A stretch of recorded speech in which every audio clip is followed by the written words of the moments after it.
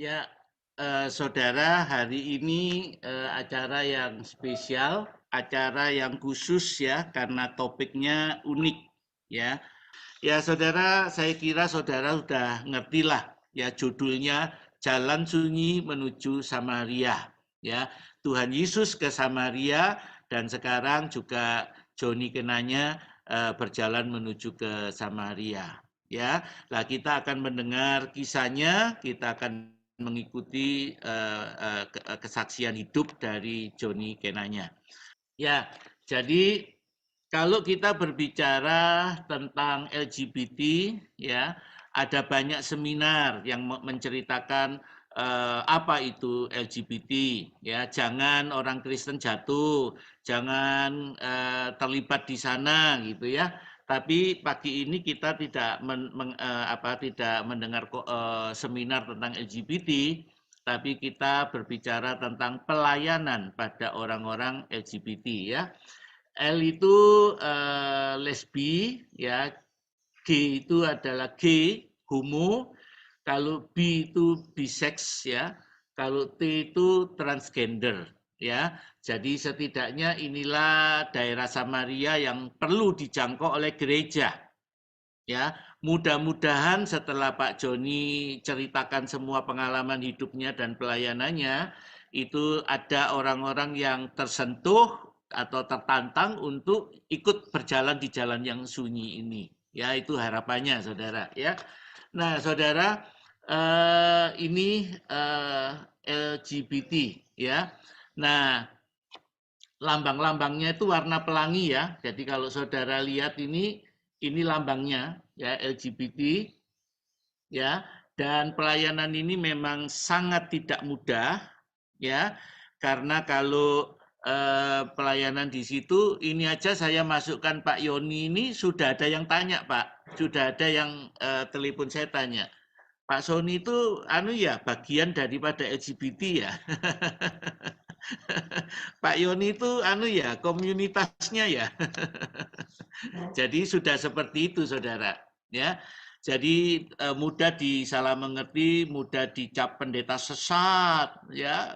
Kenapa kok kumpulnya sama LGBT? Tapi jangan lupa saudara ya, Tuhan Yesus juga pernah dituduh begitu ya karena kumpulnya dengan perempuan pelacur ya. Jadinya kenapa kalau dia orang baik kumpulnya dengan orang-orang yang seperti itu? Sampai Tuhan Yesus mengatakan apa?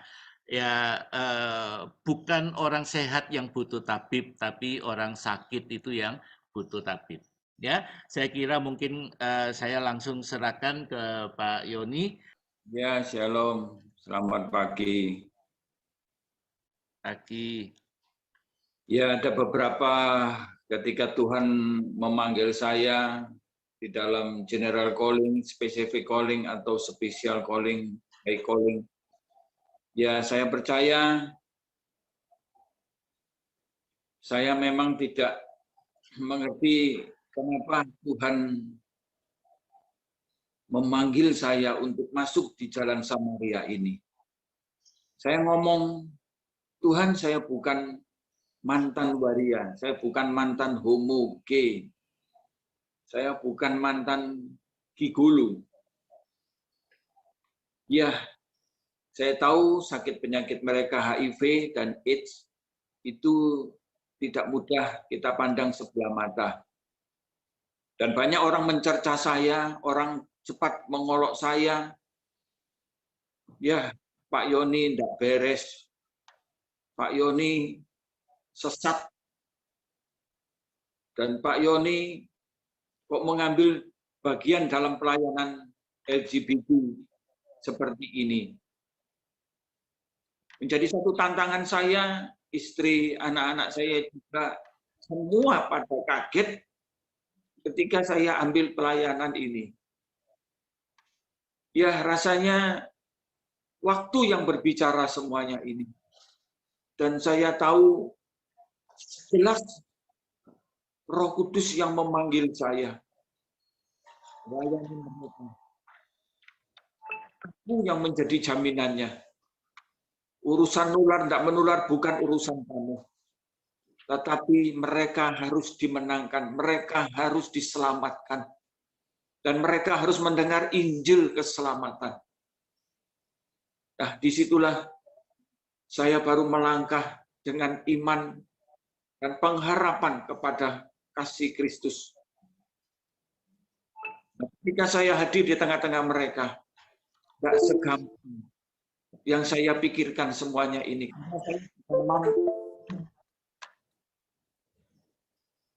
Mereka semua kelompok ini langsung mereka aplaus dengan kehadiran saya. Mereka ternyata haus dan lapar tentang Injil, tentang kasih Tuhan. Dan tidak ada orang yang mau bergabung dan menjadi satu dengan mereka. Dan disinilah ketika Bunda dari ketua LGBT ini mengharapkan saya untuk ada di tengah-tengah mereka. Dan disitulah saya tahu bahwa Tuhan yang telah melengkapi, Tuhan yang telah mengutus saya di tengah-tengah LGBT Surabaya. Dan saya tahu bahwa mereka, saya lihat wajah mereka, saya lihat semuanya mereka haus dan lapar tentang Injil, tentang kasih kebenaran Tuhan ini. Dan saya berkata, Tuhan, mereka sangat lapar dengan kebenaran Tuhan ini. Nah, disitulah saya baru mengerti bahwa Tuhan punya rencana yang luar biasa. Tidak semudah itu. Dari tahun ke tahun sampai 25 tahun saya ada di tengah-tengah mereka. Banyak berbagi suka dan duka di tengah-tengah mereka. Ada yang berkata kepada saya, Pak, saya sudah HIV, saya sudah kena AIDS, saya sudah stadium 1, stadium 2, bahkan saya harus pergi ke DR Sutomo rumah sakit, dan mereka yang sudah rasanya terbuang dan tersisihkan, tidak ada satupun hamba-hambanya datang dan menjenguk mereka semuanya ini. Saya datang, saya menjenguk mereka. Penyakit menular yang sangat takut, belum ada obatnya sampai sekarang. Dan saya doakan mereka, dan biarlah mereka boleh menerima dan membuka hatinya. Biarlah kasih Kristus Tuhan itu dengan pengampunan dosa-dosanya semuanya. Dan juga Tuhan mengutus saya di pinggir kali yang sudah piringnya isinya saya pikir roti, ternyata itu tainya. Saya sudah berjabatan tangan dengan mereka. Saya doakan di telinga mereka, badannya sudah tulang kulit, kencingnya sudah keluar nanah, dan baunya yang sudah tidak kuat. Tetapi Tuhan, puji Tuhan, karena penciuman saya putus waktu kecelakaan itu, sehingga saya nggak bisa cium. Jadi saya doakan, saya serahkan semuanya ke dalam tangan Tuhan. Saya minta pengampunan Tuhan. Saya beri minyak urapan semuanya. Ya, akhirnya Tuhan boleh menjemput dia pulang. Dan banyak saya harus datang ke tempat mereka, tempatnya dilokalisasi, tempat kuburan-kuburan rumah mereka. Dan itulah yang saya layani mereka, dan banyak yang mereka alami semuanya ini. Dan saya percaya biarlah jalan sunyi menuju Samaria ini boleh menggugah hati kami, boleh menggugah iman pengharapan kami, bahwa kami percaya Tuhan punya rencana dan rancangannya yang sangat dahsyat dan luar biasa. Dan saya tahu sampai sekarang saya dalam kasih pemeliharaan Tuhan, dan dijauhkan, diluputkan semuanya ini oleh Tuhan. Karena satu jiwa bertobat, saya percaya malaikat di surga bersuka cita semuanya. Dan saya tahu bahwa tantangan demi tantangan saya hadapi semuanya. Banyak dari gereja-gereja hamba-hambanya mencerca, mencaci maki saya semuanya ini. Ya, akhirnya dengan beberapa tayangan televisi yang sudah menayangkan semuanya ini, dan saya percaya bahwa Tuhan punya rencana dan rancangan yang dahsyat untuk kita. Ayo, kita mau keluar dari tembok gereja kita. Ayo kita mau menuju jalan sunyi menuju Samaria ini. Ayo kita mau bersama-sama. Banyak yang belum mendengar Injil, banyak yang belum mereka diselamatkan, banyak mereka tersesat semuanya ini. Dan saya percaya 25 tahun saya ada di tengah-tengah mereka. Dan saya bersama-sama dengan mereka. Dan itulah kasih Tuhan yang Dia berikan bagi saya. Tanpa kasihnya, tanpa rencananya, saya tidak kuat. Saya siapa? Saya tidak ada apa-apanya. Saya hamba, saya pelayan Tuhan. Saya nggak punya apa-apa, tapi saya punya nama di atas segala nama yang sudah terukir dalam iman saya. Dan saya tahu ketika saya melihat mereka semuanya, ketika kita bagikan sembako dan semuanya, dan mereka melihat semuanya ini, masih ada orang yang peduli dengan mereka. Masih ada orang yang mau berbagi kasih dan berkatnya kepada mereka. Dan inilah yang bisa menggugah saya, supaya saya tahu bahwa Tuhan tidak main dengan utusan-utusannya, dengan orang yang sudah dipakai Tuhan dan diurapi Tuhan. Dan saya tahu banyak se-Jawa Bali, ya, kita punya pos-pos semuanya ini. Dan biarlah tidak semudah itu kita membalik tangan. Terus kita kejar mereka. Dan saya tahu banyak mereka yang menutup pintu hatinya. Tetapi ketika mereka kumpul menjadi satu. Dan itulah yang kita mau kerjakan, bahwa janji Allah, janji Tuhan itu ya dan amin. Tuhan tidak pernah lalai akan janjinya. Tuhan akan kerjakan janjinya. Dan Tuhan akan menunggu orang-orang yang siap diutus untuk menuju jalan sunyi ke Samaria ini. Dan saya percaya mungkin pagi hari ini kita tergugah. Kita melihat ini sampah-sampah yang sudah terbuang, yang sudah diabaikan orang, yang sudah busuk baunya. Tetapi saya percaya, kalau kita mau menghampiri mereka, kita mau berbagi cerita kasih dengan mereka, saya percaya disitulah saya akan melihat bahwa Tuhan ada di tengah-tengah kita. Immanuel, Shalom, El Shaddai boleh terjadi bagi kita. Dan saya percaya kalau kita mau datangi mereka, mendekat kepada mereka, dan itulah yang mereka rindukan selama ini. Ya, mereka akan melihat mana orang-orang utusan Tuhan. Kok tidak ada satupun yang muncul yang mendekat kepada mereka. Dan saya percaya Tuhan akan kerjakan semuanya ini. Ini sudah akhir zaman. Dan kita sudah melihat sampai ke ujung bumi. Ayo kita melihat, kita masih ada sekarang ini. Kita masih dipelihara Tuhan. Jangan sia-siakan waktu yang Tuhan berikan kepada kita semuanya. Ayo kita mau menghampiri mereka. Kita mau memeluk dengan kasih kepada mereka. Dan saya percaya, dan banyak mereka yang tersesat semuanya akan diselamatkan. Dan saya tahu homo, gay, lesbi, bisek, gigolo, dan semuanya, PSK kuburan semuanya menjadi satu, mereka kumpul, ya. Dan itulah yang kita harapkan dari terminal satu ke terminal lainnya. Mereka jalan kaki, mereka hujan basah kuyup, mereka rindu, lapar, haus akan firman-Nya. Mereka kumpul menjadi satu. Mereka nggak cari siapa-siapa, mereka nggak cari sembako, tapi mereka lapar, dahaga, lapar, haus hati mereka, jiwa mereka sudah kekeringan. Dan Tuhan menunggu siapa yang diutus Tuhan, siapa. Dan saya percaya inilah aku, dan utuslah aku Tuhan di tengah-tengah mereka. Selama 25 tahun tidak ada pun saya didampingi oleh hamba-hambanya. Dan saya percaya, dan biarlah mereka ini sudah kekeringan jiwa mereka. Mereka mencari siapa orang yang mau berbagi kasih dengan mereka. Dan saya percaya Tuhan pagi hari ini yang akan mengetuk pintu hati kita semuanya. Dan lewat pelayanan Zoom pagi hari ini, biarlah hujan kasih-Nya boleh turun dan membasahi kita semuanya. Dan kita melihat bahwa Tuhan sudah membuka jalan sunyi menuju Samaria ini. Dan Tuhan menunggu, ada yang tergerak, mungkin ada yang tersentuh pagi hari ini. Jangan engkau katakan tidak, ayo. Dan saya percaya, kita mau datang sebagai pasukan-pasukan tentara, laskar-laskar di akhir zaman ini. Dan kami percaya, dan biarlah kita mau menjadi satu tubuh Kristus yang kuat di dalam pelayanan ini. Dan saya tahu bahwa Tuhan tidak main-main.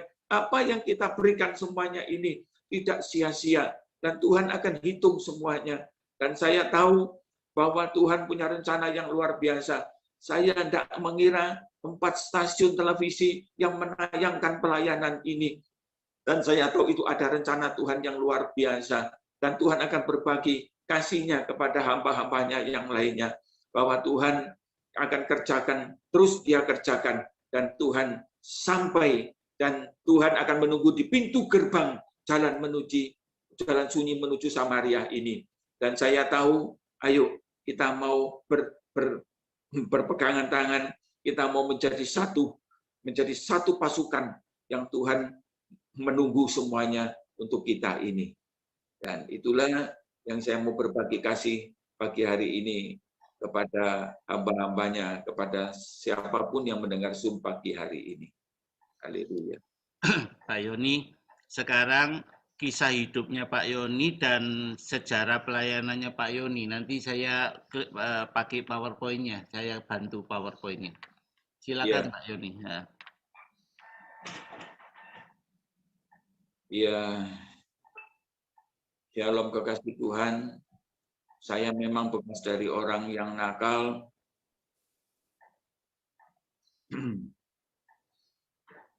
Orang yang nggak benar. Ya dulu di dalam narkoba, juga minum minuman keras, dan juga kebut-kebutan. Ya, itulah menjadi satu kebanggaan, masih muda, merokok, dan lain sebagainya, rambutnya gondrong, dan semuanya kebanggaan, membawa rokok, wah, mabuk-mabukan. Terus itu menjadi satu trending waktu muda saya. Ini masa lalu saya semuanya. Dan tiap hari teler terus. Ya, saya masuk di dalam dunia kegelapan ini. Dan bahkan juga beberapa kekuatan spiritual, okultisme juga melengkapi tubuh saya waktu itu semuanya. Dan kenakalan-kenakalan saya terus yang masuk dalam dunia romanisasi, yang masuk dalam dunia yang sudah najis, kotor semuanya. Ya, dan saya percaya ketika dunia gelap ini, dan saya rasakan bahwa tidak ada yang bisa menolong saya. Ya, tidak ada yang bisa membuka pintu bagi saya. Sehingga terpuruk, terikat, terbelenggu dalam hidup saya ini. Dan saya percaya ketika kecelakaan yang terjadi dalam hidup saya, cairan otak saya keluar, ini kepala juga retak semuanya, dan sebetulnya mata saya ini ya mengalami satu kebutaan, tragis sekali. Saya tahu kalau lihat mobil, mungkin semua berkata ini mati semuanya. Dan saya tahu bahwa Tuhan masih punya rencana yang luar biasa lewat musibah dan kecelakaan ini. Dan saya percaya, dan biarlah ada satu kasih Tuhan semua lewat kecelakaan ini. Dan ketika saya diselamatkan Tuhan, ketika saya dijamah kasih-Nya oleh Tuhan, dan saya percaya di situ saya tahu bahwa Tuhan yang akan membuka setiap mata rantai belenggu semua dalam hidup saya. Dan juga saya lepas, saya tidak merokok, tidak minum semuanya, lewat kebangunan rohani Dermaga Cinta di Surabaya pada waktu itu tahun 80, dan saya dijamah, dan saya sungguh-sungguh mendapat satu lawatan Tuhan yang spesial yang saya rasakan pada waktu itu. Sungguh luar biasa. Dan saya percaya, dan biarlah semua yang sudah terjadi ini ada satu panggilan Tuhan buat hidup saya. Dan kecelakaan yang tidak bisa saya lupakan. Dan saya tahu bukan kuat dan gagah saya. Karena semuanya ini ada satu rencana Tuhan yang untuk masuk. Saya juga kaget melihat kok saya bisa jadi hamba Tuhan, melayani Tuhan, pegang Alkitab, baca firman Tuhan. Dan teman-teman semuanya saya kaget. Dan mereka nggak percaya saya sudah ada di jalan Tuhan. Dan saya percaya Tuhan punya rencana yang luar biasa dalam kehidupan pribadi saya. Nah, itulah saya mau berbagi cerita tentang hidup saya yang masa lalunya ini. Ya. Pak Yoni, saya tambah ya Pak Yoni ya. Saudara, saya nggak lupa sama Pak Yoni, ya. Saya punya memori yang teringat terus dengan Pak Yoni itu karena gambar ini. Saudara coba lihat ini, saudara ya.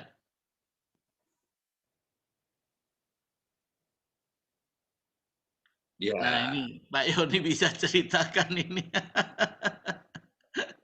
Ya, ini masa hidup saya ya, taruhan-taruhan, minuman keras. Jadi minuman keras itu ditaruh cecek, taruh dalam saya minum. Saya makan pangsit, kuahnya pangsit saya kasih cecek. Ya, banyak ini buat kawan semuanya. Ya, hidup saya yang dulu sampai ya mengatain saya ya ini ya kalau ndak Yoni cecek katanya. Yoni cecek ini. Jadi banyak saya semuanya inilah dunia saya masa yang lalu. Iya. Ini kalau nggak salah juga sering Pak Yoni pakai untuk ya, judi ya, taruhan. Ya, taruhan judi. Jadi kalau nggak ada duit taruhan makan cecak. Kohan pesulap ya. Ini bukan cecek permen loh, bukan cecek permen karet atau apa bukan. Ini cecak sungguhan Kohan. Oke. Ya inilah yang membuat saya selalu ingat sama Pak Yoni karena ya itu yang mengejutkan saya waktu dengar kesaksiannya. Oke, ini masa kecelakaannya dan ketika jadi sampai sekarang itu penciuman putus ya Pak? Ya, saraf penciuman saya putus, ada juga otak saya agak ya terbentur berat waktu itu. Cairan Ya, otak keluar. puji Tuhan, cairan otak keluar, ya, tapi luar biasa, luar biasa. Ya, di situ Tuhan punya waktu yang sangat spesial, yang spesifik banget buat saya. Dan saya terus menangis karena kasihnya yang luar biasa, yang bisa saya bendung semuanya dalam hidup saya. Ya. Nah, sekarang Pak Yoni bisa ceritakan gambar per gambar pelayanan Pak Yoni ya. Ini waktu sama Kekendi. Silakan Pak. Ya, ketika tim dari Metro TV Kick Andy mengontak saya, ya saya sempat nggak percaya. Saya pikir ini ya hoax, ya saya pikir ini hoax ini berita. Ternyata mereka menegaskan bahwa ini betul dari tim ya dari Metro TV. Dan saya sempat takut juga, saya responi semuanya ketika saya tim dari Kick Andy dari Jakarta ke Surabaya untuk meliput semua tempat-tempat LGBT yang ada di kuburan, yang ada di lokalisasi, tempat pelacur-pelacur PSK itu, dan mereka sempat kaget dan melihat dan belum pernah melihat ya tempat-tempat mereka ini semuanya, dan mereka mungkin menangis dalam hatinya dan mereka bilang, "Ya Tuhan, ini yang Tuhan sajikan dalam liputan ini." Dan ketika mereka melihat satu persatu waria-waria ini semuanya, dia bilang, kalau di gereja ya nggak ada ini Pak. Ini nggak ada di gereja, dimanapun ini nggak ada. Mereka kumpul ini satu anugerah dan mujizat Tuhan yang luar biasa. Nggak semudah kita membalik tangan untuk mengumpulkan mereka ini. Kita harus menyediakan uang transport bagi mereka. Mungkin mereka naik satu bemo, mereka kita juga bayar dari Jombang datang, Tulungagung datang, Blitar datang, Mojokerto datang, dari Malang datang, semuanya datang kumpul menjadi satu. Dan saya tahu disitulah lapar haus jiwa mereka. Ayo, ayo, hamba-hambanya yang sudah melayani. Saya percaya inilah jalan sunyi menuju Samaria yang Tuhan sediakan bagi hamba-hambanya. Mereka, tidak ada satupun yang boleh mendekati mereka. Ketika saya dipanggil Kid Andy ke Jakarta Metro untuk liputan di sana, saya katakan, Tuhan, Tuhan, bukan kuat dan gagah saya, ini semua rencana Tuhan yang membawa saya ketemu dengan Andi Noya, Kid Andy. Dan di situ saya berbagi kasih dengan mereka. Dan semua tim kru, produser, semuanya ini mereka terharu dan mereka terkesan untuk menutup tahun 2021 liputan Kick Andy, dan sangat luar biasa dan boleh menjadi berkat. Dan mereka bilang ini satu berkat, selama liputan belum pernah terjadi seperti ini, dan biarlah nama Bapa, nama Tuhan ditinggikan dan dipermuliakan semuanya ini. Ya Pak, penjelasan dari foto-foto Pak, ini siapa Pak? Ya, ini foto-foto ya para Danger Transpuan yang berkumpul ini. Ya, ini juga sebetulnya ibunya seorang pelayan Tuhan. Anaknya seperti ini, mereka kaget. Kok seperti ini? Ya, mereka mengharapkan ada pemulihan, ada jamahan. Dan saya memberikan, ketika mereka dijamah, mereka diubahkan Tuhan. Mereka sudah tidak pakai pakaian seperti ini lagi. Mereka jadi laki yang seutuhnya.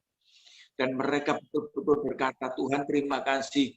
Mereka diubahkan, tetapi penyakitnya yang nggak bisa dibendung. Setelah mereka bertobat jadi laki, lalu mati dipanggil Tuhan. Dalam keselamatan Tuhan. Itulah yang menggugah pelayanan ini. Iya. Jadi ini anaknya hamba Tuhan, Pak? Iya. Wow. Ibunya Tuhan. Ada juga anaknya pendeta, Heru.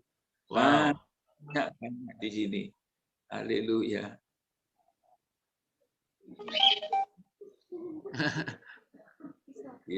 Bisa ada keterangan foto, Pak? Iya, ini dari Jombang. Ini yang dari Jombang. Ini penari ular. Ini penari ular. Ya. Kalau yang ini siapa, Pak?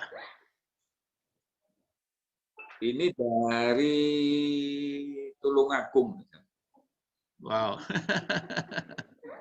Tulungagung. Mereka kumpul. Ini dari Malang. Ini dari Malang, ya. Dan juga para transpuan ini masuk di dalam seni budaya Ludruk. Oh. Ya, ini Bunda Handayani yang pakai topi Merry Christmas ini, topi Natal. Yang bersama saya di Persekutuan Hidup Damai dan Kudus. Iya. Ini semuanya tampil di Kick Andy, Pak? Ya, tampil di Kick Andy. Tampil di Kick Andy mereka. Ya. Oke, lanjut ini di mana, Pak? Ini waktu CNN. Ini waktu tayangan CNN ya? Waktu tayangan CNN, waktu liputan di LGBT juga Surabaya. Ya, itu di belakangnya ada sedikit logo, lambang, tulisan PHD. Satunya apa? PHDK ya? PHDK ya, Pak ya? Ya. Ini adalah persekutuan yang didirikan oleh para kaum LGBT ini. Nama singkatan dari Persekutuan Hidup Damai dan Kudus. Betul ya, Pak? Ya, ya. Ya, ini CNN juga. Ya, ini para transpuan yang pakai baju oranye itu yang senior. Ya, seniornya. Persekutuan Waria Sekota Madya, Perwakov itu. Oh. Iya. Itu humasnya. Ya, ini sama CNN. CNN, ya ini. Ini waktu diundang di mana nih, Pak? Ini di gereja. Di gereja. Di waktu acara CNN ya yang ngaturkan. CNN minta satu liputan di gereja. Nah, saya juga repot kalau di gereja kan mesti sudah dijadwal itu ada tamu, mungkin ada pembicara yang sudah diundang. Nah, saya nggak mungkin bisa menggeser pembicaranya. Nah, ini saya doa Tuhan aku minta. Dia minta jam 7 pagi khotbahnya. Waduh, ya akhirnya puji Tuhan ada satu gereja yang memberikan saya tempat untuk liputan pagi itu. Oke. Ini yang di CNN ya, Pak? CNN Indonesia. Oke, lanjut. Ini pesta kuburan. Ya. Ini juga di kuburan, di daerah lokalisasi dekat kuburan ini.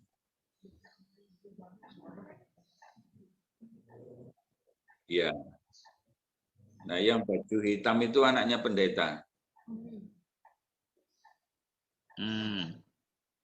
Wow.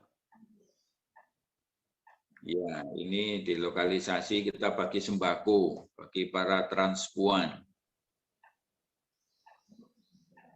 Ya, ini juga.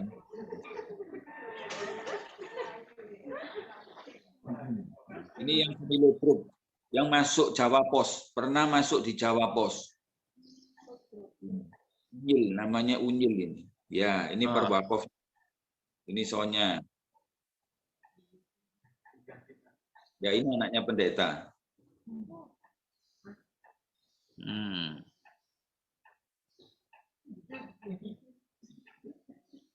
Kasihan. Ya, ini. Nah, itu ada fotonya Tuhan Yesus.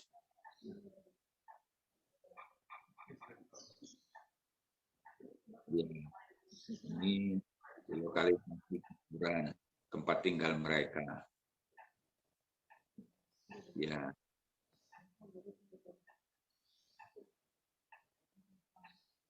Ya.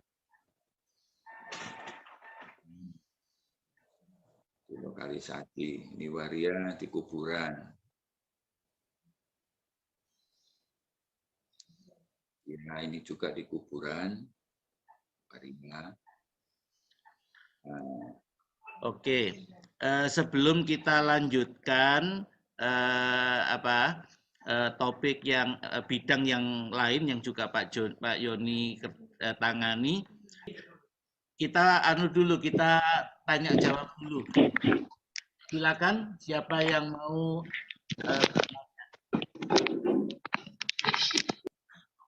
Ya, dari Nganjuk mau bertanya Pak Yoni. Ya, siap. Itu tempat persekutuannya di mana dan hari apa saja ibadahnya, Pak? Itu saja, terima kasih. Iya, tempatnya di Ngagel Rejo Kidul nomor 113 Surabaya.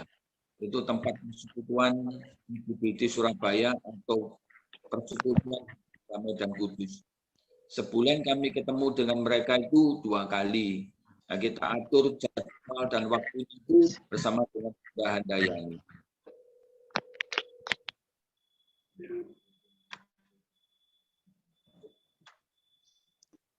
Saya boleh tanya Pak Yoni? Ngagel Rejo Kidul nomor berapa Pak Yoni? 113. Terima kasih. Ya. Jemaatnya kira-kira itu kalau kebaktian berapa banyak Pak? Kumpul 80 sampai 90. Iya. Iya. Siapa tahu ada berkat Pak. Puji Tuhan, sama-sama Tuhan memberkati. Semangat selalu. Pak boleh tanya Pak Yoni? Saya Marni. Iya, Bu. Silakan Bu Marni. Iya, makasih Pak Heru. Pak Yuni, pertanyaan saya satu, bagaimana perasaan mereka kalau Bapak mendekati mereka, Pak? Perasaan mereka Ya, kalau sebetulnya Bapak iya, dekati, apakah ada rasa takut untuk diketahui? Karena saya pernah mencoba iya. mendekati, jadi mereka itu rasa takut. Saya minta maaf tutup video karena saya sambil olahraga ini, Pak, maaf. Bagaimana perasaan mereka waktu Bapak mendekati mereka, Pak? Ya, perasaan mereka ketika ada yang mendekati, ada yang mau bercerita dengan mereka, sebetulnya itu yang menjadi satu harapan mereka. Mereka selalu bertanya, kok tidak ada orang yang mau ngobrol dengan mereka, mau datang kepada mereka, karena ya mungkin ya sakit penyakit mereka, atau orang menjauh dari mereka itu lihat mereka jijik, dan melihat mereka itu ya seperti tidak normal. Nah, seperti itu. Tapi kalau perasaan mereka, waduh, sangat senang sekali. Mereka ada orang yang mau ngomong, ngobrol dengan mereka. Itu, Bu. Yang kedua, Pak, itu anak-anak pendeta. Ketika Bapak layani mereka, apa sebetulnya pokok persoalan yang paling mendalam, Pak, sehingga mereka seperti itu? Nah, mungkin ya dalam problem, dalam mungkin keluarga mereka, mungkin mereka lahirnya ya tidak seutuhnya laki atau perempuan, akhirnya berkembang jadi remaja, dari remaja terus nanti dewasa, nah ternyata berubah.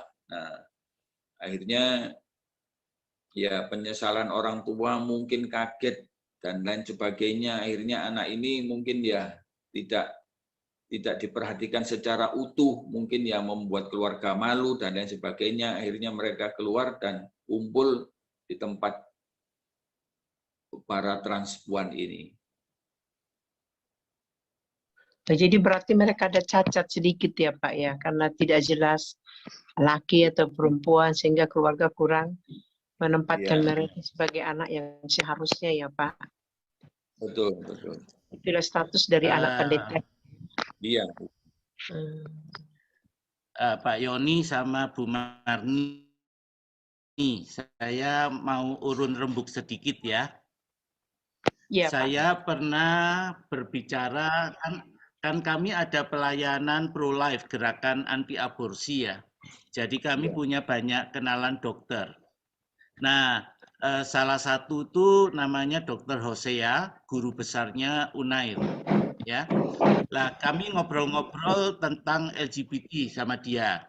Terus saya tanya, selama ini yang menjadi alasan keberadaan mereka itu kan karena ya Tuhan ciptakan kami begini, kami lahir itu ya begini gitu. Ya. Nah, saya tanya itu kebenarannya pada Dr. Hosea ya, dan ada juga dokter satu guru dokter Profesor Dr. Singgih, dua itu ya. Saya tanya, masa Tuhan itu menciptakan penyimpangan seksual seperti itu? Artinya ada kan adanya yang Alkitab bilang kan laki perempuan, cowok dan cewek gitu. Masa ada cowok atau cewek begitu? Ya, saya tanya itu, ya. Dan dokter itu tertawa, dia bilang tidak. Ya, tidak ada kesalahan Tuhan. Jadinya kalau Tuhan ciptakan cowok ya cowok, cewek ya cewek, Adam dan Hawa, nggak ada yang lain gitu. Lah, kenapa terjadi penyimpangan sehingga mereka itu bisa merasa gendernya beda gitu. Ya, mereka bilang itu ada faktor-faktor psikologis. Mungkin pada waktu dikandung orang tua pingin anak laki, kemudian dikasih disiapkan semuanya untuk laki-laki, lahirnya perempuan. Jadi perempuan dikasih pakaian laki. atau sebaliknya ya, laki dikasih pakaian perempuan karena keinginan orang tua. Itu penyimpangan-penyimpangan psikologis. Iya. Tapi yang lebih fatal lagi itu yang kita mungkin sering tidak tahu, itu pada waktu dikandung ya, itu ada kesalahan, ada pengaruh dari zat-zat kimia, basa dan apa itu satunya asam dan basa, lalu kemudian juga ada beberapa faktor makanan ya yang mereka makan yang bisa mempengaruhi DNA mereka sejak dari kandungan. Jadi itu bukan karena Tuhan, tapi karena pengaruh salah dalam pertumbuhan. Jadi akhirnya bisa terjadi penyimpangan itu. Nah, itu kalau menurut dua guru besar itu gitu. Jadi sebetulnya nggak bisa itu dijadikan alasan bahwa Tuhan menciptakan kami ya begini, bukan. Ya, karena kalau Alkitab jelas cuma ada cowok dan cewek, laki dan perempuan. Tapi kalau terjadi seperti ini, itu karena adanya kesalahan psikologis atau ada penyimpangan saat pertumbuhan. Jadi mungkin ini hal yang perlu dipegang dulu sebagai prinsip dasar untuk melayani ke mereka. Itu kalau pembicaraan saya dengan dua guru besar itu. Gimana Pak Yoni? Ya, ada juga mempengaruhi janin-janinnya sebelum dikandung, ada juga sama seperti yang Pak Heru ceritakan semuanya ini. Jadi mereka begitu lahir, kaget orang tuanya, loh anaknya kok berubah seperti ini. Nah, seperti itu. Mungkin lain-lain sebagainya, ya medis juga memberikan satu memang harus jelas laki atau perempuan. Jadi ya banyak faktor X-nya semua yang bisa terjadi dalam kandungan itu janinnya. Ya. Tapi boleh tambah sedikit Pak Heru dari segi pengalaman pelayanan, ada juga dengan faktor kuasa gelap Pak, karena ya mungkin dari nenek moyang mereka, keturunan mereka ada yang menyimpang ya, tidak takut Tuhan sehingga main-main dengan kuasa gelap sehingga anaknya lahir seperti itu. Nah, ketika dilepaskan, didoakan, maka kelaki-lakiannya itu, sifatnya laki-laki itu pelan-pelan berubah jadi wanita yang murni. Jadi memang ditengking, dipatahkan kuasanya, dilayani, dibebaskan. Lama-lama dia jadi bukan lagi karakter laki-laki sebagai wanita, tapi pelan-pelan walaupun tidak seutuhnya ya Pak ya, tetap kelihatan tomboy begitu. Nah ini salah satu Pak, saya tidak tahu apa yang dikatakan Pak Heru itu saya sih bisa mengerti apa ya, saya paham itu. Baik, terima kasih Pak, tapi saya bangga sekali loh, saya doakan Pak Yoni, karena kami pernah mencoba mendekati waria seperti ini, malah mereka, waduh itu marah mereka kepada kami, bukannya dia bilang bersyukur, tapi ya mungkin pendekatan kami mungkin kurang benar ya Pak ya, kurang pas. Makasih Pak Yoni. Ya, jadi yang penting ya buat kita ya dalam hal ini bukan kesalahan Tuhan, itu yang penting. Jadi jangan kita beranggapan ya mereka begitu tuh kan karena sejak lahirnya begitu, karena diciptakan Tuhan begitu. Nah itu yang penting kita pegang bahwa bukan salahnya Tuhan, tapi karena terjadi faktor X tadi ya, apakah psikologi, apakah faktor obat-obatan atau juga kuasa gelap. Ya, nah, saudara masih ada yang mau bertanya sebelum saya putarkan film? Yoni Kenanya, seorang pendeta yang tak pernah memandang siapa jemaatnya, termasuk para transgender perempuan.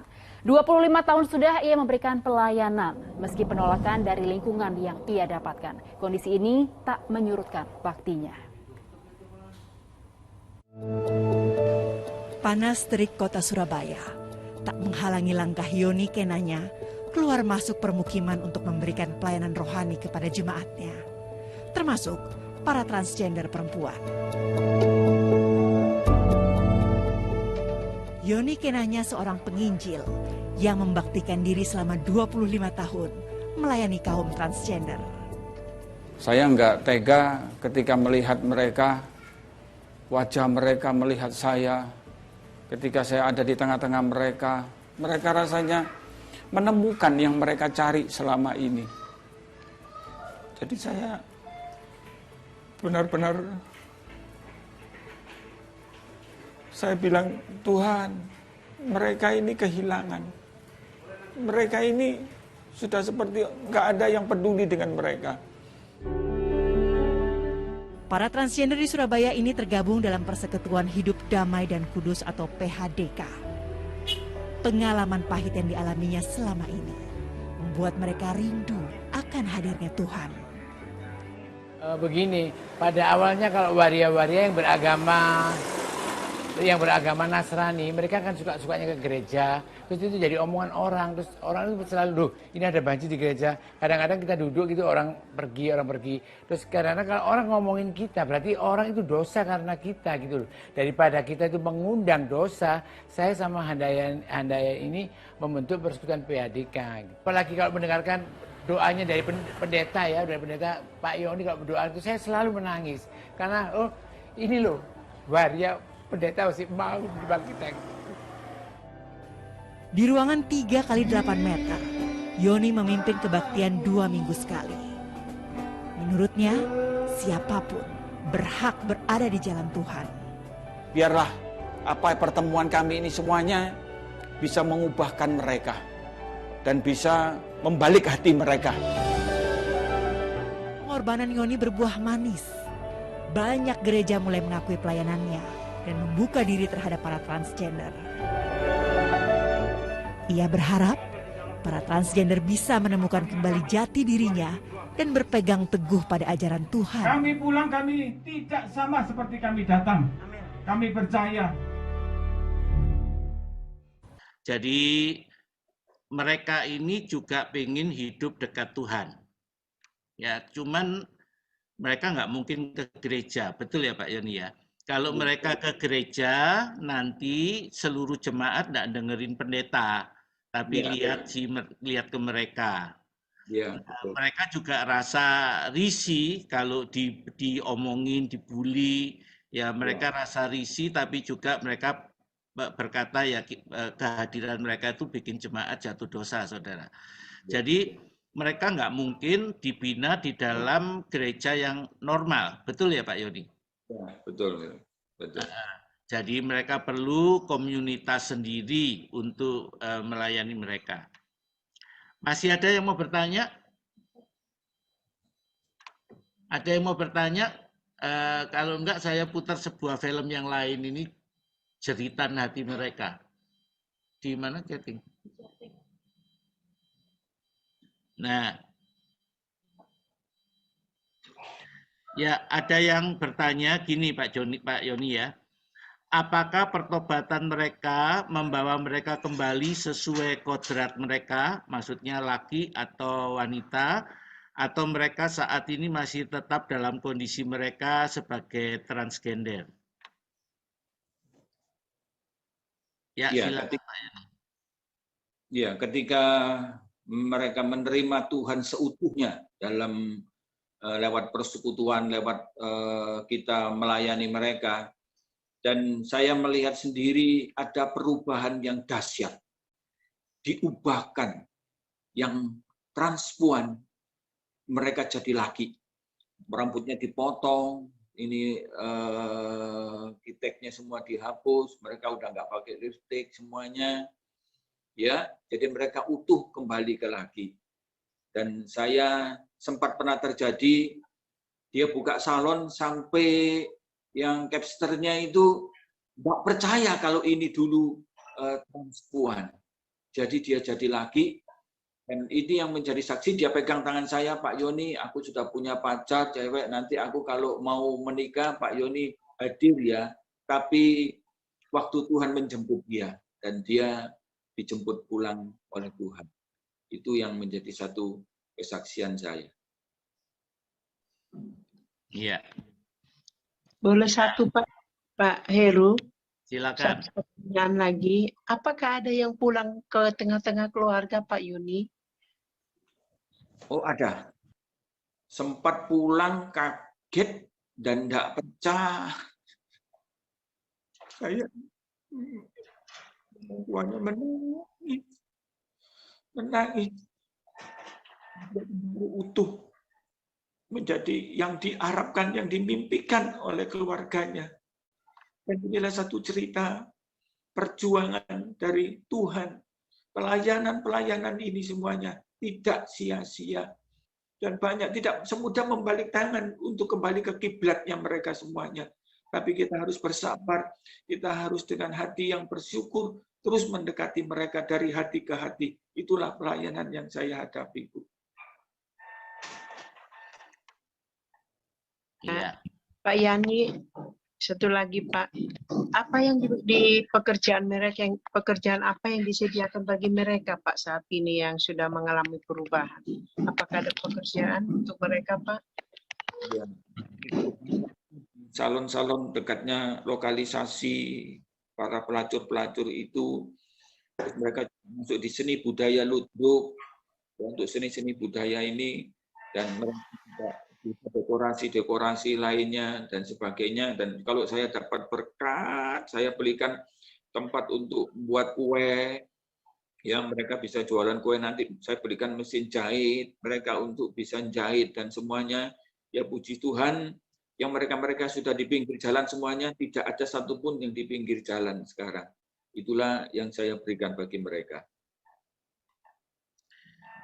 Saudara, pelayanan ini bukan pelayanan yang mudah, ya. Pelayanan yang jangka panjang dan juga membutuhkan dana untuk melayani mereka, ya.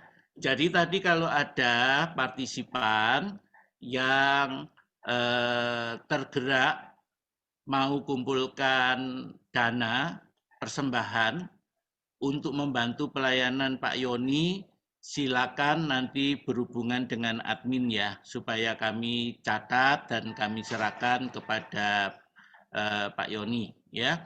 Saudara, melalui fellowship World Changer ini ya sudah cukup banyak partisipan yang tergerak untuk memberi persembahan kasih kepada para narasumber ya.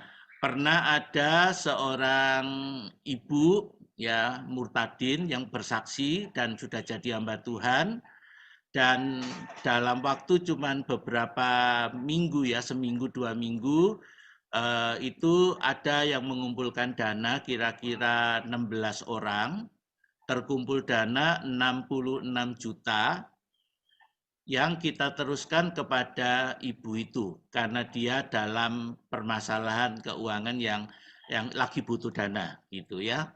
Nah, jadi dipersilakan kalau atau dihimbau saudara kalau mau atau mau membantu pelayanan Pak Yoni dengan dana, karena pelayanan ini pelayanan yang panjang, saudara.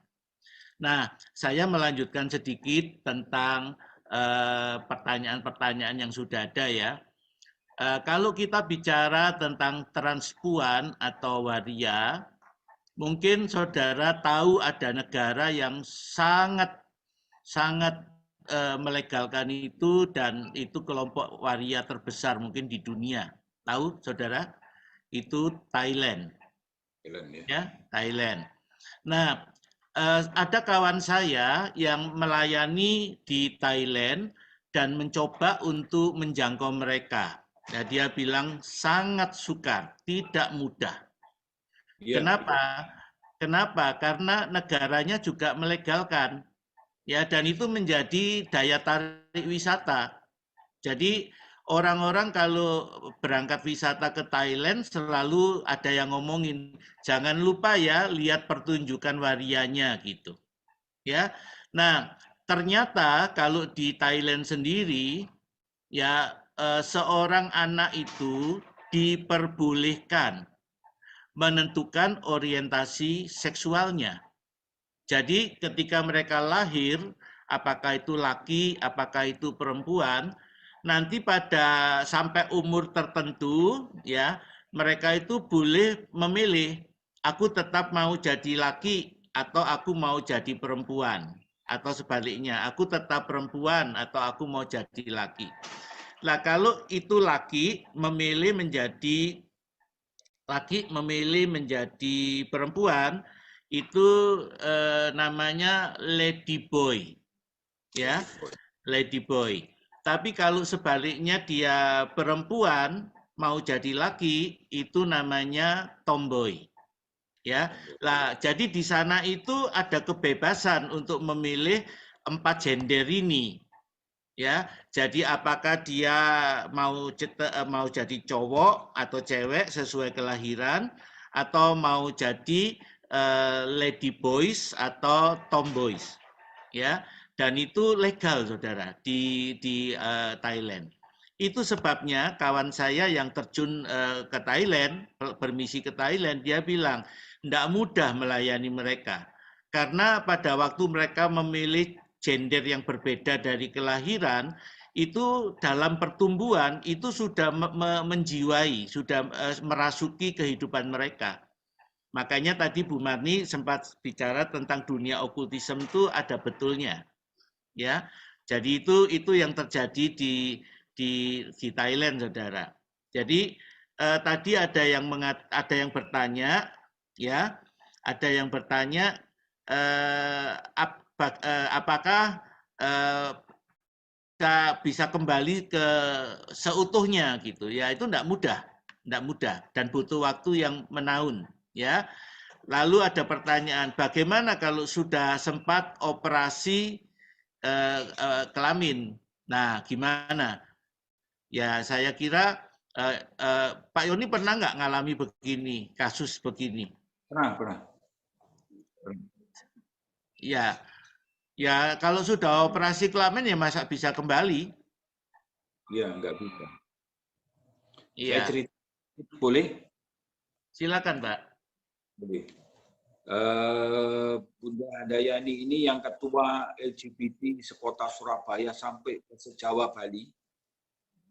Setelah dia operasi, dia ketemu saya, dia cukup lama. Setelah itu dia ketemu saya, dia tanya, Pak Yoni, kalau saya mati nanti apakah diterima Tuhan?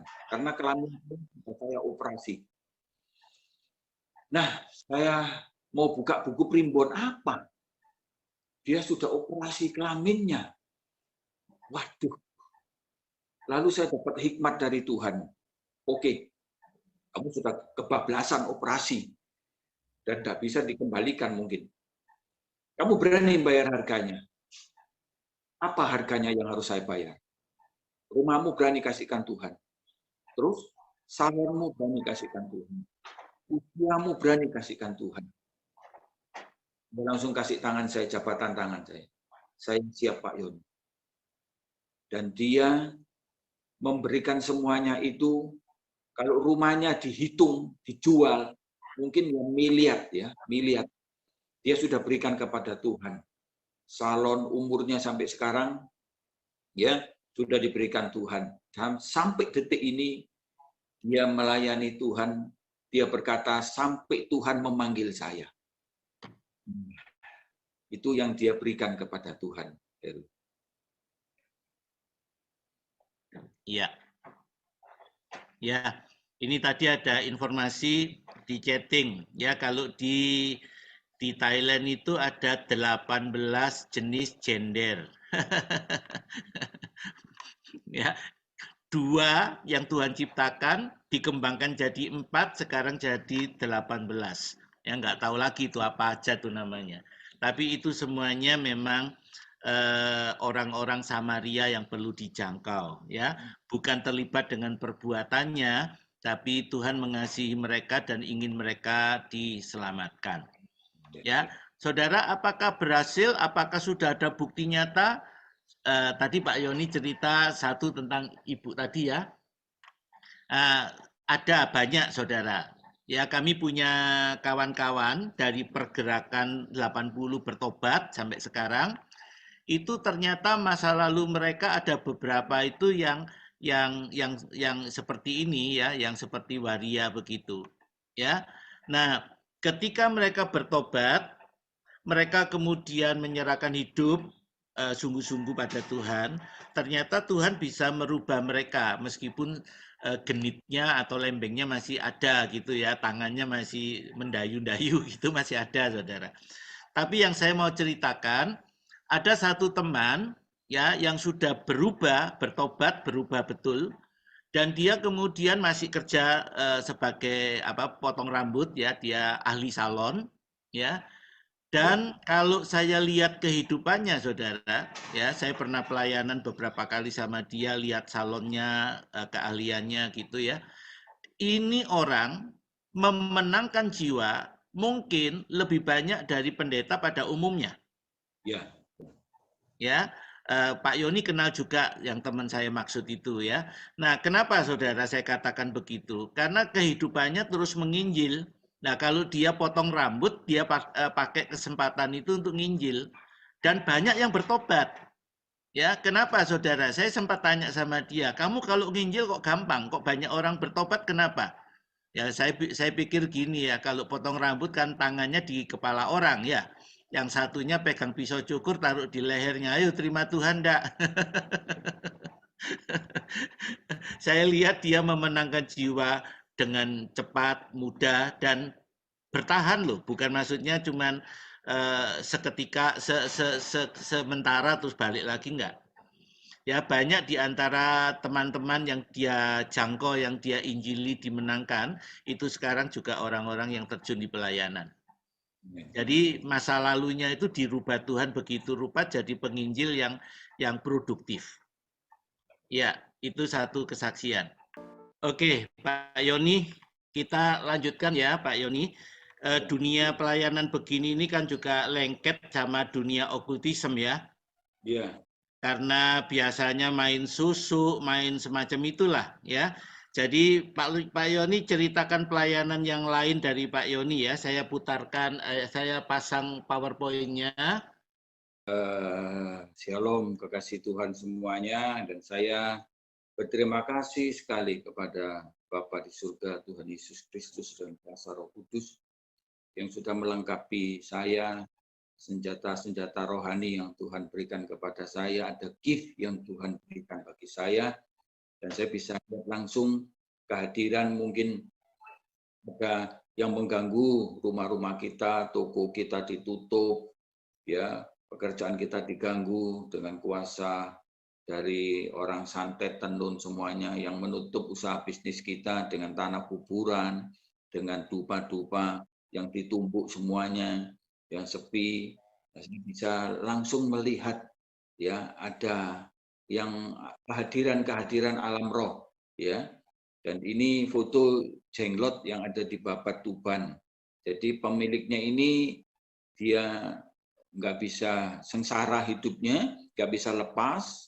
Ya kasihan, dia punya jimat 2 karung dan 1 lemari, nggak ada yang dia menunggu hambanya yang diutus untuk menyelesaikan, melepaskan ikatan-ikatan yang sudah mengikat jiwanya, dan sehingga dia sampai sekarat, nggak bisa mati, telanjang. Iya, sampai itu punya telanjang, dia kepanasan, dia minta ditaruh di, orang nggak ngerti ditaruh di lantai. Dia bilang jangan taruh di tanah. Di tanah dia minta disiram air.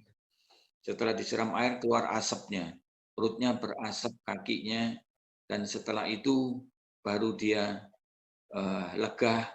Dan setelah Yesus Kristus dengan darahnya, ya, dengan pengampunannya yang boleh memberi dia jalan keluar, keselamatan yang boleh ada di dalam hatinya. Lalu dia dipanggil Tuhan meninggal. Itu satu pelayanan yang memang nggak semudah itu. Jadi saya percaya ya ini kejawen ya. Kalau ada padi-padi gini ini kejawen. Ini itu biasanya taruh kaca, ini jenglot yang sudah jadi batu. Ya.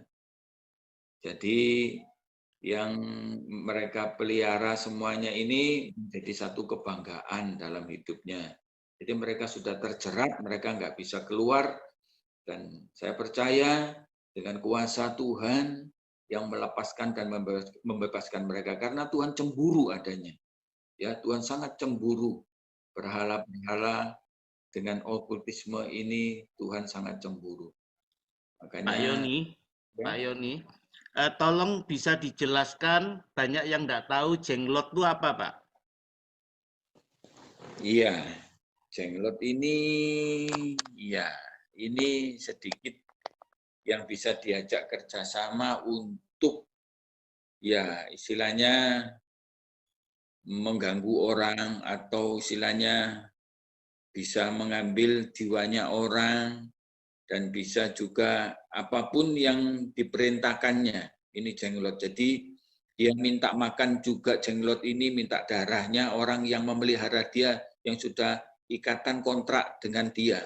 Jadi minta darahnya, dikasih dupa, menyan semuanya, kembang ada beberapa rupa, mahar ini, mahar itu, ya. Jadi minta air dan lain sebagainya itu untuk dia makan Jenglotnya ini.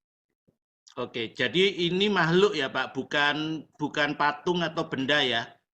Bukan, bukan. Oke. Ya, lanjut Pak.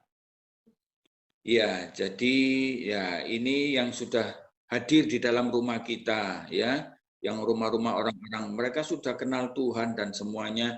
Baik ada rumah-rumah yang sudah dibeli tapi bekas rumahnya orang, ada yang ditanam, ada yang disiram air ini, air itu untuk keselamatan rumah. 3 yang diganggu, keharmonisan kita, kesehatan kita, dan berkat kita. Itu yang diganggu dia.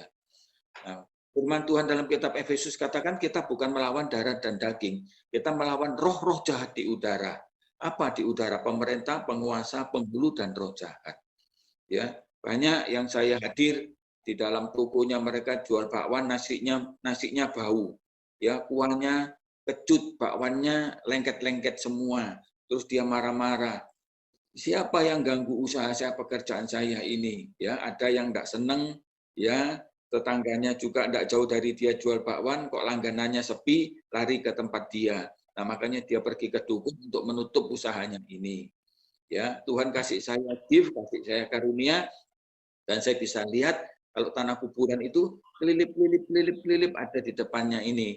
Nah, kita berseru dalam nama Yesus, kita usir, kita selesaikan semuanya, kita minta tangan Tuhan untuk membuka semuanya ini. Lalu dia bertanya, Pak, kalau nanti ditutup lagi gimana? Saya bilang, kita tidak tahu jam berapa kita ditutup. Tetapi ada mata Tuhan dan hati Tuhan yang selalu menjadi protek kita. Ya, benteng dan pagar Tuhan boleh menjaga tempat usaha Bapak. Ada pasukan malaikat Tuhan yang menjaga usaha Bapak. Jadi Bapak nggak usah takut. Bapak tetap melekat kepada Tuhan, percaya kepada Tuhan, dan Tuhan tidak pernah meninggalkan Bapak. Bagi Tuhan tidak ada yang mustahil. Itu semuanya, Heru.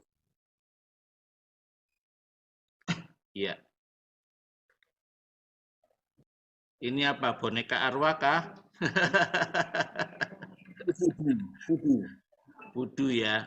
Ya, ini untuk mengirimkan sesuatu, kalau perutnya ditikam sama paku, orang yang dituju itu perutnya sakit setengah mati. Kalau kepalanya ditusuk paku, nah langsung sepertinya orang yang dituju itu kepalanya sakit dan seterusnya gitu, Heru. Ini pakai boneka, dia nyantetnya pakai boneka ini. Ya, jadi kalau di sini lebih populer nama santet ya. Ya, santet. Okay. Itu, Heru. Ya, ini beberapa jimat yang diserahkan, akhirnya diserahkan, baru ya dia melihat kebaikan Tuhan selama ini sudah dibutakan jadi budaknya setan. Ya, jadinya dia sadar selama ini ya dia dulu guru sekolah minggu, percaya Tuhan, tapi dia sudah kehilangan semuanya ini. Lalu dia mengabdi dirinya masuk di dalam jimat-jimat semuanya ini. Nah, ini tipu daya setan semuanya yang merampok, yang sudah menggagalkan hidupnya dia. Itu. Nah, ini kepala babi. Ya, jadi dia percaya dengan kepala ini usahanya tidak diganggu, ya, pekerjaannya semua berjalan lancar. Ya, berhala-berhala ini ditaruh di dalam rumah, tapi selalu harus di atas untuk menjaga.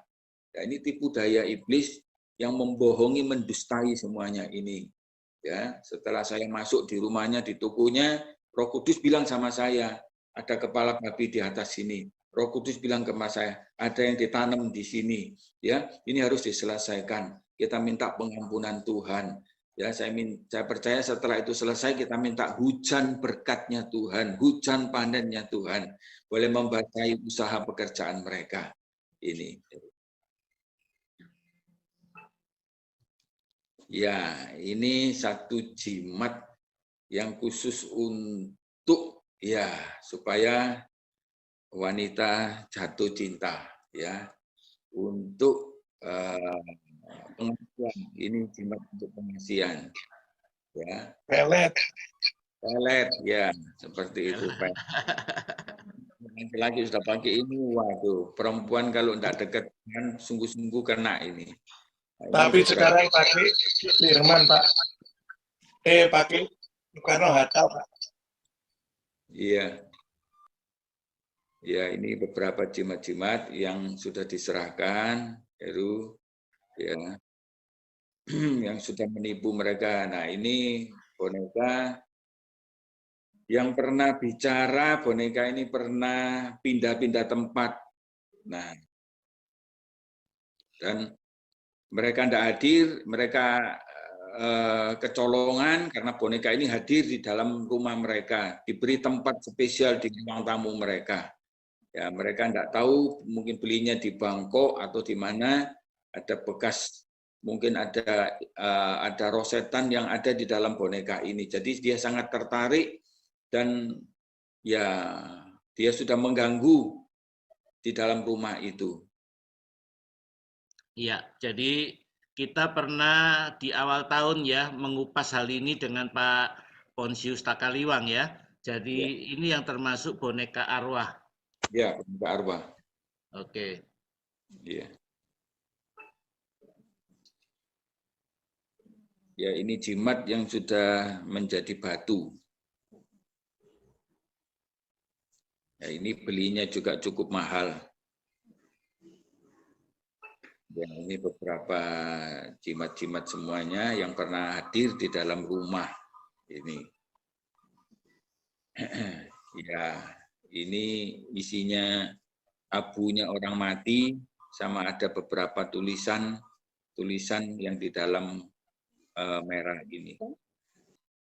Nah, ini ya beberapa pusaka semuanya yang sangat mengganggu, ya, sangat mengganggu. Ketika ini saya ambil dari rumah orang itu, ya, baru anaknya kecil, anaknya masih umur 2 tahun itu nangis berteriak, kalau dilepas di lantai itu seperti ular jalannya. Lalu dia minta tolong saya bilang ada jimat di dalam rumah ini, keluarkan.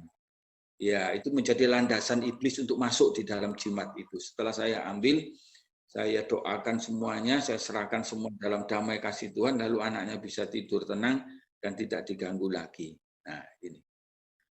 Iya. Oke, jadi saudara bisa lihat ya bahwa pelayanan Pak Yoni ada beberapa ragam. Jadi selain pelayanan LGBT juga pelayanan dunia okultisme, ya, dan pembersihan ya Pak ya, pembersihan kantor, rumah, tempat-tempat yang dibilang angker, ya. Ya, seperti yang punya Bon Cafe, Bonami, Kampung Roti, terus Wonokoyo. Saya banyak sekali lupa sudah semuanya. Banyak yang minta ya layani. Ya. Kita nggak tahu ada gangguan semuanya, kapan semuanya, mesin oven, mesin apa semua bisa diganggu. Iya, cuman saya tambahkan sedikit, ya, saudara, ini yang perlu kita waspadai, ya. Kelompok LGBT ini makin lama makin populer dan makin eksis di tengah dunia. Dan untuk membela dirinya, untuk pembenar dirinya, mereka menafsirkan ulang Alkitab dengan standar mereka, dengan tafsiran mereka. Maka terbitlah yang disebut Alkitab LGBT. Ya, nah, kenapa saudara lihat tadi backgroundnya warna-warna pelangi, itulah lambang LGBT. Ya, jadi ini Alkitab LGBT sudah terbit, saudara. Ya, coba lihat ini.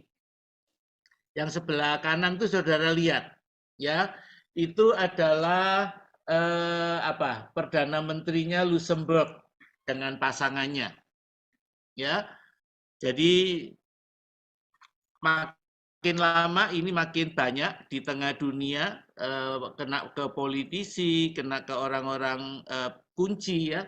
Dan ini akan menjadi satu hal yang makin lama makin biasa di tengah dunia, dan inilah tantangan kita. Ya, bagaimana kalau perempuan pakai baju yang terbuka seperti itu, kepalanya gundul tapi pakai brewok. Ya, ini tantangannya ya. Dan sekarang mereka cari pembenar diri lewat Alkitab LGBT. Ini saya lihat sendiri di Australia ya, bagaimana mereka punya hari-hari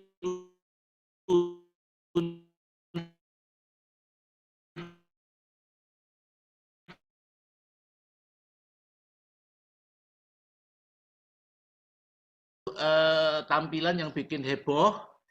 Gereja Islandia tampilkan gambar Yesus berpayudara di bawah pelangi. Ya, ini yang mengizinkan membuat ini justru pimpinan gerejanya. Nah, itu kalau saudara perhatikan itu gambarnya Tuhan Yesus itu berpayudara besar. Ya. Nah, artinya apa? LGBT pun sudah masuk gereja ini, ya. Jadi gereja nasional dipimpin oleh Agnes Sigurðardóttir, sosok ibu negara, ya, ibu negara, perhatikan ibu negara, yang dipilih sebagai uskup Islandia pada tahun 2012, ya. Gereja Islandia dikenal liberal dalam masalah sosial dengan mengizinkan pemberkatan atau memberkati pernikahan sesama jenis. Ya, jadi ini sudah bukan isu kecil ya, sudah masuk ke dunia politik, masuk ke dalam gereja, ya.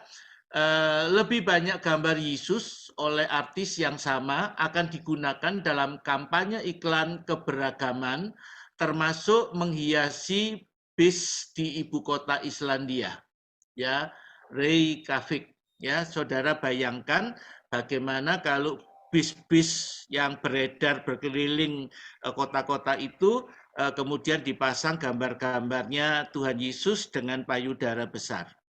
Ya, ini satu tantangan, satu penghinaan, tapi juga ini merupakan tanda akhir zaman. Ya, nah apakah gereja kita tahu? Ya, apakah kita ini gereja mungkin seperti katak dalam tempurung, kita merasa dunia masih baik, kita masih tenang-tenang saja, tapi di dunia luar ternyata sudah beredar macam-macam, saudara ya. Nah, ini Alkitab LGBT sudah beredar, diterbitkan, beredar. Dengan adanya Alkitab ini, orang-orang LGBT merasa mendapatkan pembenaran. Oh, LGBT memang ada di Alkitab. Ya, nah ini bukan cuma merubah konsepnya Daud dan Yonatan ya, itu kan dianggap oh ini loh bukti adanya LGBT dalam Alkitab, bukan. Tapi di Perjanjian Baru mereka juga akhirnya membuat pengajaran bahwa Paulus itu termasuk LGBT dan seterusnya, saudara.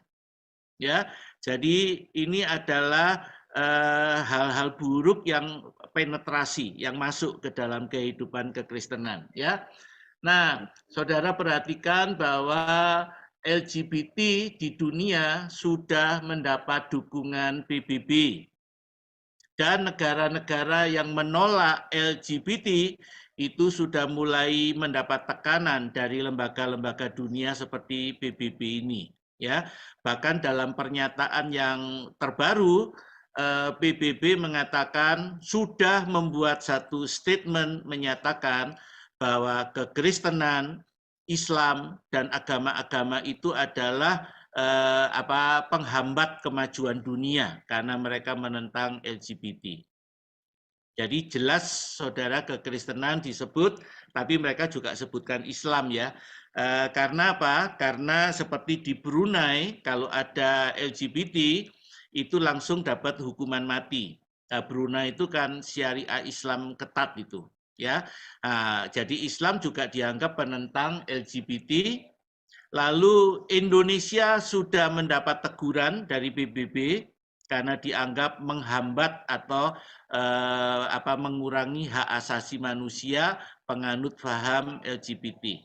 Saudara, jangan lupa di Indonesia ini ada kelompok yang memperjuangkan legalitas dari LGBT. Ya, kelompok ini disebut Gaya Nusantara. Saya nggak tahu, Pak Yoni mestinya tahu ini Gaya Nusantara. Ya, pemimpinnya itu pernah jadi anggota DPR, ya, dan dia masuk ke DPR dengan satu misi yang khusus, memperjuangkan agar LGBT diterima legal di Indonesia. Bayangkan saudara ya, jadi perjuangan untuk melegalkan LGBT ini ada di seluruh dunia termasuk di negara kita. Ya, kalau di negara luar itu gereja yang menolak memberkati pernikahan sesama jenis, pendetanya bisa masuk pengadilan dan masuk penjara. Ya, kalau kita tidak waspada, kalau kita tidak berhati-hati, Indonesia juga bisa dibawa ke sana. Ya, kalau perjuangan si Pak Didi ini berhasil, ya bayangkan saudara, toilet harus ada 4. Ya, toilet laki, toilet pria, habis itu perlu ada toilet cowok dan cewek. Ya, penjara juga begitu, penjara juga perlu ada 4. Ya, karena mereka nggak bisa dicampur nanti. Ya, jadi ada 4 jenis gender yang diperjuangkan, diakui di Indonesia. Karena itu ini butuh perhatian kita, butuh perjuangan kita, ya, doa kita dalam peperangan yang semacam ini. Sementara Pak Yoni melayani orang-orangnya dan siapa saja yang mau terlibat.